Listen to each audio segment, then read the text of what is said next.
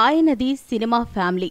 ఆయన తండ్రి నవభారత్ ఆర్ట్స్ అధినేత నవభారత్ బాబూరావు. వీరు నాడు డిస్ట్రిబ్యూటర్లుగా ఎంతో రాణించారు. ముఖ్యంగా సీడెడ్ ఏరియాలో ఎన్టీఆర్, ఏఎన్ఆర్, కృష్ణ, శోభన్ బాబు ఇలా అందరూ స్టార్స్ నటించిన దాదాపు 400కి పైగా చిత్రాలను డిస్ట్రిబ్యూట్ చేసి తమ బ్యానర్ పేరునే తమ ఇంటి పేరుగా మార్చుకున్నారు.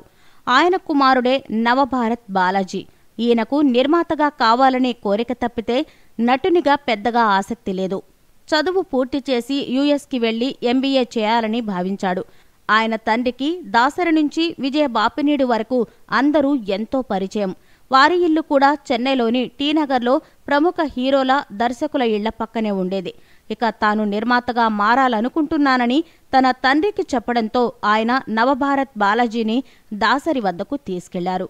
దాసరికి నిర్మాతగా మారాలని ఉందని, కెమెరా డిపార్ట్మెంటులో పనిచేసి సినిమాలోని అన్ని శాఖల పట్ల అవగాహన పెంచుకుంటానని చెప్పడంతో దాసరి కెమెరా డిపార్ట్మెంట్లో ఉంటే నీకు అన్నీ తెలియవు, డైరెక్షన్ డిపార్ట్మెంట్లో చేరు అని చెప్పి జగపతి ఆర్ట్స్ సంస్థ దాసరి దర్శకత్వంలో రూపొందించే లంచావతారం చిత్రానికి దాసరికి అసిస్టెంట్గా చేరారు. అలా 1983 నుంచి 1987 వరకు దాసరి వద్దే పనిచేశాడు. ఇక ఆయన్ను చూసిన నాటి రాజేంద్ర ప్రసాద్ అనే నిర్మాత పి సాంబశివరావు దర్శకత్వంలో తాను తీయబోయే సంకెళ్ళు చిత్రంలో దగ్గుపాటి రాజాతో కలిసి హీరోగా ఛాన్స్ ఇచ్చాడు. ఈ చిత్రం నాటి కారం చేడు సంఘటన ఆధారంగా రూపొందింది. ఆ తరువాత పలు చిత్రాలలో వేషాలు వేశారు. మొత్తంగా 50 చిత్రాల వరకు ఆయన తెరపై కనిపిస్తాడు. అదే సమయంలో ఆయన కంటే కాస్త సీనియర్ చిరంజీవి. చిరంజీవి తన స్నేహితులతో ఉండే రూమ్ కూడా ఆయన ఇంటి దగ్గరలోనే ఉండేది. ఇక నాటి నుంచి నవభారత్ బాలాజీకి దర్శక నిర్మాత విజయ బాపినీడుతో పరిచయం ఉంది. దాంతో వారి ఇంటి పక్కనే గ్యాంగ్ లీడర్ షూటింగ్ జరుగుతున్న సమయంలో బాలాజీకి ఫోన్ చేసి అందులో విలన్గా కనిపించే ఎస్ఐ పాత్రను ఇచ్చాడు. ఇప్పటికీ ఆ ఎస్ఐ పాత్ర ద్వారానే ఆయన ప్రేక్షకులు గుర్తుపడతారు. ఇక ఈయనకు స్వర్గీయ ఎన్టీఆర్తో కలిసి నటించాలని కోరిక. నాడు ఎన్టీఆర్ తన చివరి చిత్రంగా మేజర్ చంద్రకాంత్ చేస్తున్నానని ప్రకటించాడు. దాంతో నవభారత్ బాలాజీ రాఘవేంద్రరావుకి, మోహన్ బాబుకి ఫోన్ చేసి ఎలాగైనా ఓ పాత్ర ఇవ్వాలని కోరాడు. అందులో పంచభూతాలుగా చెప్పుకునే క్రిమినల్ లాయర్ పాత్రలో ఆయన కనిపిస్తాడు.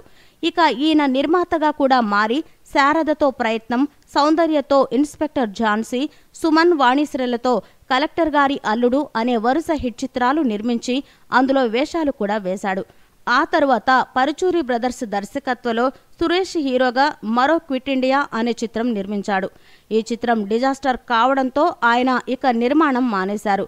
ఇక బాపు దర్శకత్వంలో బాలకృష్ణ, నయనతార జంటగా వచ్చిన శ్రీరామరాజ్యం నిర్మాత యలమంచలి సాయిబాబు ఈయనకు బాగా సన్నిహితుడు కావడం, ఆయన తన వ్యాపారాలలో బిజీగా ఉండడంతో ఆయనకు నిర్మాణంపై పెద్దగా అవగాహన లేకపోవడంతో ఈ చిత్రం నిర్మాణ బాధ్యతల్ని నవభారత్ బాలాజీనే చూసుకుని లైన్ ప్రొడ్యూసర్గా వ్యవహరిస్తూ అందులో ఓ పాత్రను కూడా చేశాడు. తనకు మరలా నిర్మాతగా మారాలని ఉందని, కాని పరిస్థితులు నేడు అనుకూలంగా లేవని ఆయన అంటాడు.